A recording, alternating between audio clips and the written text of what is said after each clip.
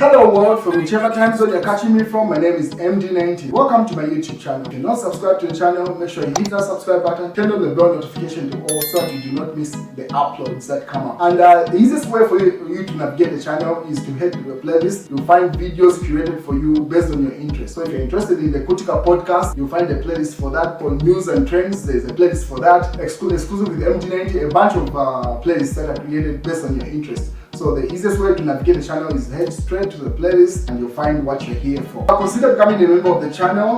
Right next to the subscribe button is the join button. You click on the join button so that you can become a member of the channel.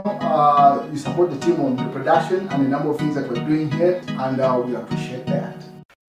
The United States of America has issued the following statement with regard to the situation in Zambia. So Emmanuel Mumba put up this article, and you can see the newspaper headline just down there where it says US raises alarm against Zambia. So this is the article, this is a news headline in reference to that. So they say the US raises alarm over human rights abuses in Zambia. So the Zambian 2023 human rights country reports on human rights practice in 2023. The United States Department of State and Bureau of Democracy, Human Rights and Labor Report, Executive Summary. There were no significant changes in the human rights situation in Zambia during the year. Significant human rights issues, including credible reports and of arbitrary and unlawful killings, including extrajudicial killings, torture, and cruel and inhumane and degrading treatment of or punishment by the government, harsh and life-threatening prison conditions, serious restrictions on freedom of expression and media freedoms, including violence and threats of violence against journalists, censorship and enforcement of or threat of enforcement of criminal libel law to limit expression, substantial interference with freedom of peaceful assembly and freedom of association. So that's the statement coming from the US with regard to Zambian things happening on human rights.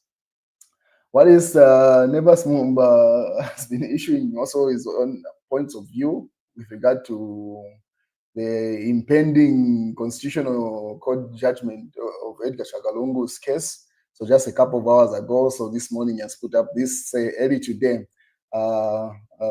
Look, I know we may not agree on the legal permutations of on the December 10th eligibility case. So it's simply saying everyone is using the December 10th eligibility case as the preamble to every statement that they're about to make. So he simply says, but one thing that we can all agree on is that mangoes are the #1 fruit in Zambia, no doubt. And then he shows himself eating a mango there.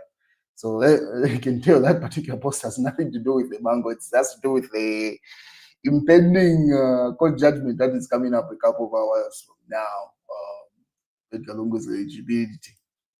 And then earlier on, he had put up an argument where he was saying, confronting the narrative that 2021 election results will be cancelled if Edgar Lungu is declared non-eligible. And then as we await the landmark constitutional judgment. And then obviously people responded to that particular statement where he was simply saying, giving his point of view, and then he had to follow up with this. This is still Neighbors Mumba. I have noticed people trying to deliberately twist my post. Here is the legal precedence. Kenneth Kaunda was eligible in 1991, but ineligible in 1996. Nobody went back and cancelled the 1991 elections. So he's simply referring to that precedence to say just because the Constitutional Court decides to find Edgar Lungu non-eligible does not necessarily mean that it will result into the nullification of the 2021 elections there. Obviously goes further to put up an article and details of his point of view there. And then obviously KBF has been doing a lot of drama saying, just no Wolfie, who is really talking about there. So he's been doing a lot of jabs at President Hakainde Hichilema, to which obviously State House has finally responded. KBF and distasteful attack on Zambian villagers and values. So Grayson Amasaka, Chief Communication Specialist at State House, finally responded to KBF with that. And then he says, Kevin Fuewa, a leader of the Zambia Must Prosper movement, has recently stirred up controversy in remarks of many Zambians have found the meaning of rural communities and constitute more than 50% of our population. So KBF earlier on had simply said that, as you saw that earlier statement where he's saying, if he just licks his lips, just know he's about to lie. Saying, considering that the fact that the President Hakainde originates from a village background, he lies like one person from an urban area, and then he gave an example of someone coming from Kopala. And then so he's saying, how come is he misrepresenting the village communities with the lies that he tells to Zambians? And that's what Grace Onamasaka was responding to there. What is Sampa was also given his point of view with regard to the constitutional court case that is coming up. So about Edgar Chagwa 10th December constitutional court ruling and potential presidential by-elections before the end of March 2025 by Maus Walia Sampa, member of parliament. Most of us are hoping that Edgar Chagwa impeaching ruling goes in his favor on the 10th of December 2024, so that he can exercise his democratic right to participate in the 2026 elections. This is that the Zambians can make a decision via the ballot paper on whether they want him back or not. So regardless of any political party or would stand on, or which political party he would stand on. So he says, and then he says the same, he puts up an argument pretty much giving his own point of view with regard to the constitutional court. So Mausam's point of view is that if indeed Edgar Lungu is non-eligible, the likelihood of us having by-election more high than not in that based of the constitution 2016 constitution amended version. But you can see people are just weighing in. Let's just wait. It's just a couple of hours ago.